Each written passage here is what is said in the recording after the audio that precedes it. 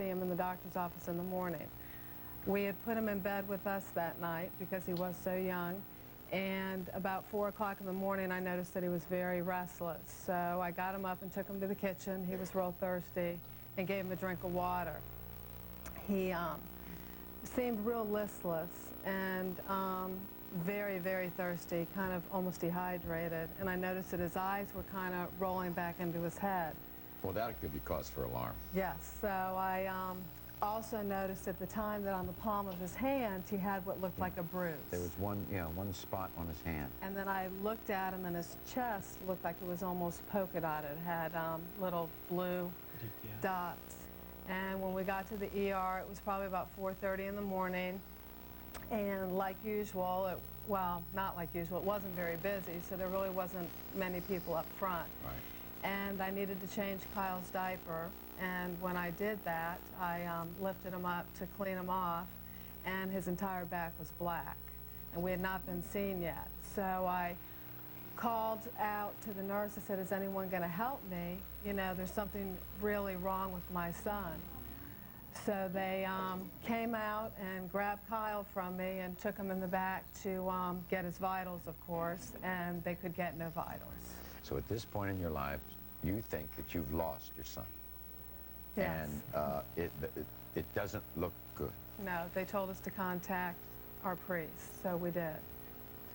And it happens that what occurs is that they finally are able to stop or arrest what is going on, but they know that he is going to have to lose his limbs. Yes. And the question is, how far How much? up the arm and up the leg you are going to lose them?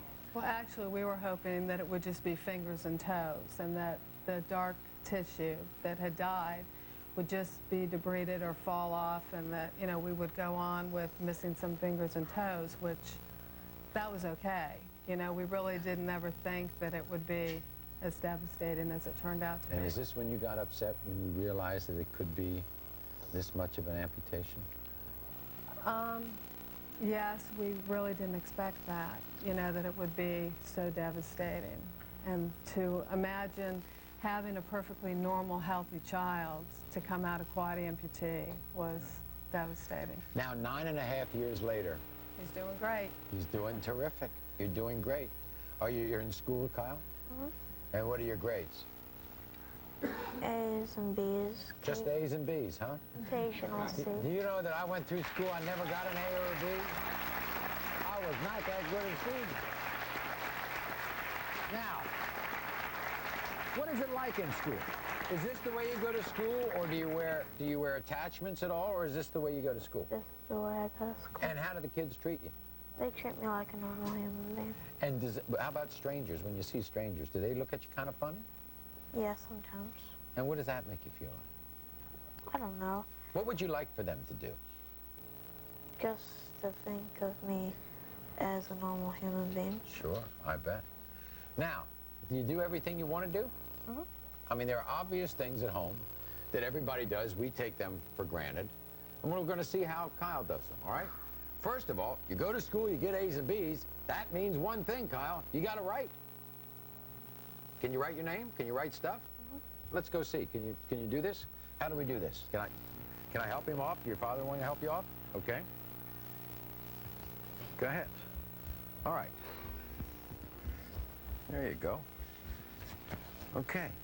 Now, how do you use that pen and pencil? I mean, pen and paper.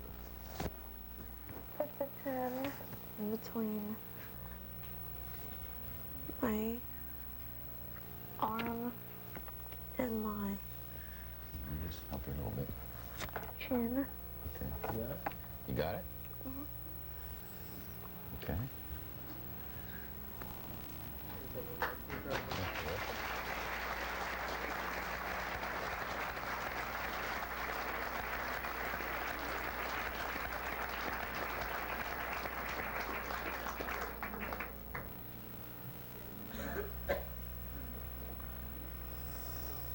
There you go.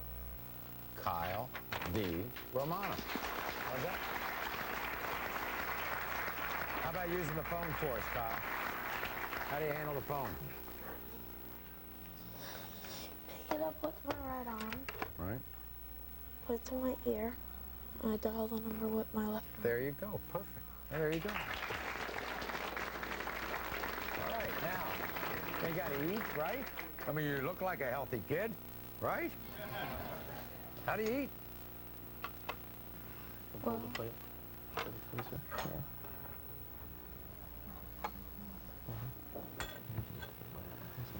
Okay. So that. Focus. There you go. Isn't that marvelous? Now let me ask you this.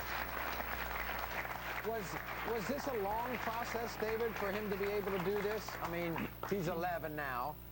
When did you get the feeling that he could really operate for himself? We started the minute we went home. The minute we got home, we just gave him his toys, let him go at it.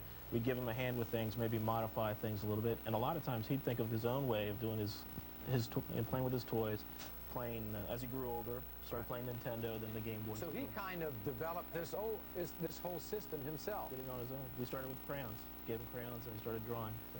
Well, we spent a day with Kyle. Watch this, everybody. What separates Kyle Romano from any other 11-year-old boy? Absolutely nothing. Kyle does everything his friends do, but that's not to say it isn't difficult. What we overlook as part of our daily routine is a lot of work for Kyle, from playing the drums to hitting a baseball to even riding a bike. Kyle participates in all the things that interest him. And after all that playing with his best friend Sandy looking on,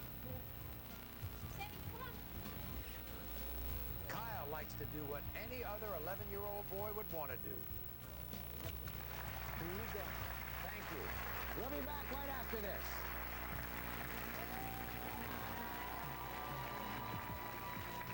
Kyle, what do you want everybody to know about you? I'm a regular, normal human being. They have no right to stare at